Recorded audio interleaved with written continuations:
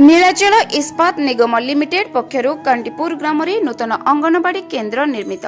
स्थानीय अंचल विकास एवं प्राक विद्यालय शिक्षार उन्नति दानगदी ब्लॉक अंतर्गत ओल्लल पंचायत कांटीपुर ग्राम नीलाचल इस्पात निगम पक्षर एक नूतन अंगनवाड़ी केन्द्र निर्माण करा जायछि।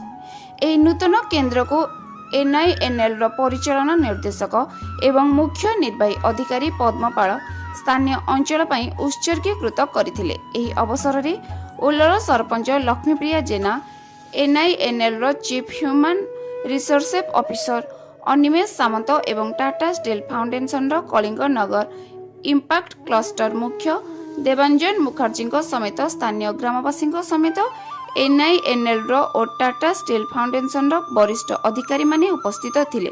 स्थानीय अंचल शिशु मानक एक सुरक्षित एवं अनुकूल परिवेश रे शिक्षादान उद्देश्य निर्मित एही नूतन अंगनवाड़ी केन्द्र रे एक प्रस्तुत मुख्य हॉल, एक रोषेई घर, एक स्वतंत्र स्टोर रूम एवं शौचालय व्यवस्था रही। अतिथि मानक द्वारा शिशु मानक पाठ्य उपकरण बंटन करा जायतिला।